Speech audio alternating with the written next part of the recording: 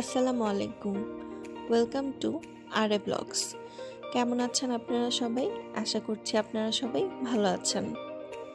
আজকে রাত্রে আমরা বারবিকিউ করব।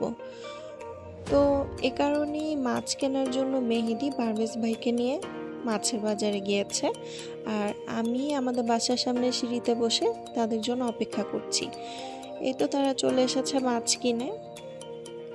মাছগুলো এখন আমরা ভিতরে রেখে বাসার সামনের বাকালাটায় যাব।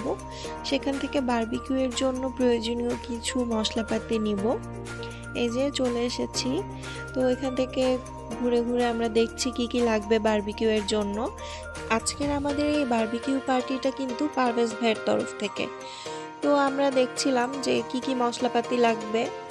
সবসময় আসলে সবকিছু পাওয়াও যায় না। তো মশলা যেগুলো যেগুলো লাগবে সেগুলো নিয়ে এখন টক দইটা নিব। এই দেশের টক দইটা তো খুবই ভালো। তো টক দই, মশলা, সরিষার তেল, যা যা দরকার ছিল, বাকালা থেকে যা যা কেনা দরকার ছিল সব কিনে এখন আমরা বিল করে বের হয়ে যাব। মশলাটা রেডি করতে হবে, কারণ সব কিছু মাখিয়ে যদি মেরিনেট বেশিক্ষণ না করা হয় তাহলে মশলাটা তো আর ভিতরে ঢুকবে না মাছের বা চিকেনের। তো এই তো মাছটা ক্লিন করা হচ্ছে। একটা ছিল রেড স্ন্যাপার আর একটা সম্ভবত কোরাল ফিশ। আর এই তো চিকেনটাও ক্লিন করা হচ্ছে। আমি আসলে মশলা মেরিনেশনটা ভিডিও করিনি। আসলে এখানে তো রেসিপি দেওয়ার মতো কিছু নেই। এটা যে যার টেস্ট অনুযায়ী, পছন্দ অনুযায়ী মেরিনেট করবেন। তো রাত্রে আমরা বারবিকিউ শুরু করার আগে রোমান্সিয়াতে চলে এসেছি। এখান থেকে আমরা রাইসটা নিব। তো বিল করে আমরা এখন এখান থেকে আমাদের যে রাইসটা সেটা হয়ে গেলে এখান থেকে আমরা রিসিভ করব। পিক করে আমরা চলে যাব বারবিকিউ শুরু করার জন্য। তো অনেকক্ষণ অপেক্ষা করার পরে আমাদের রাইসটা রেডি হয়ে গিয়েছে, আর রাইসটা নিয়ে আমরা রওনা দিচ্ছি। বাসায় চলে যাব। বাসার ছাদে আমরা বারবিকিউটা করব। আর এই তো বারবিকিউ এর সব প্রিপারেশন শুরু হয়ে গিয়েছে। বারবিকিউ এর জন্য আগুন কয়লাতে ধরানো হচ্ছে। আসলে এই প্রসেসটা তো খুবই আমার কাছে কঠিন মনে হয়। আমি তো একা একা কখনোই পারবো না। তো এই যে ফিশটা আর যে আমাদের চিকেনটা ছিল, চিকেনটা এখন বের করবে। আচ্ছা, প্রথমে আমরা আসলে ফিশটাই দিয়েছি। তো ফিশটা দেখেন এত বড় ছিল যে যেখানে বসানো হচ্ছে ঠিক মতো বসানো যাচ্ছে না, কারণ ফিশটা বড় ছিল অনেক।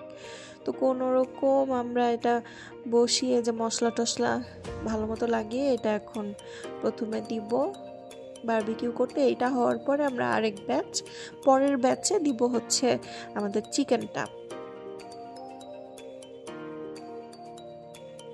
আর ওইদিকে দেখেন এখনো আমাদের কয়লা কিন্তু রেডি হয়নি, এখনো আগুন দিয়ে ওইটা ঠিকঠাক করা হচ্ছে।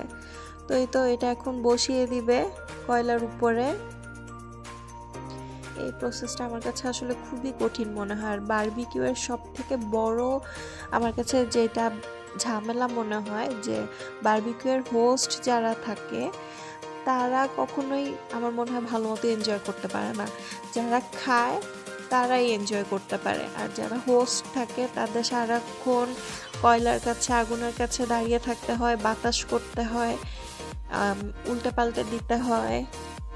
কারণ এই প্রসেসটা আসলে যতটা ইজি মনে হয় ততটা ইজি না।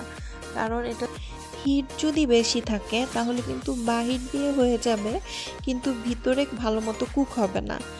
তারপরে এটা কিন্তু আবার ঠিকঠাকভাবে প্রসেস করা একটা ঝামেলা হয়ে যাবে। তারপর আমরা দেখলাম মাছটা বড় হওয়ায় এটা আসলে হিটটা ভালো মতো প্রসেস করা যাচ্ছে না।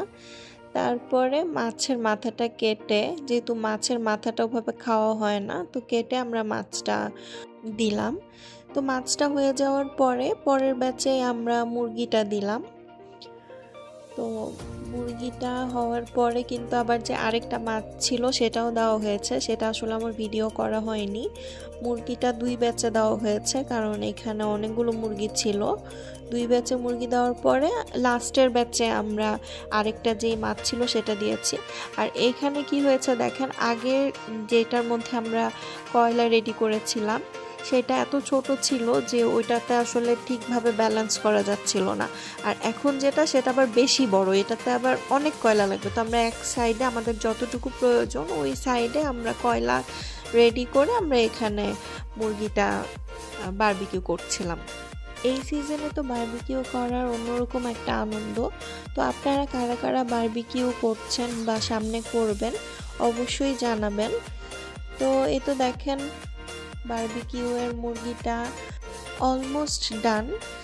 তো মুরগিটা হয়ে গেলে আমরা ভিতরে চলে যাব খাওয়ার জন্য। আজকের ভিডিওটা এতটুকুই। আমার ভিডিওগুলো আপনাদের কাছে কেমন লাগে তা অবশ্যই কমেন্ট করে জানাবেন। আর ভালো থাকবেন সবাই, দোয়া করবেন আমাদের জন্য। আল্লাহ হাফেজ।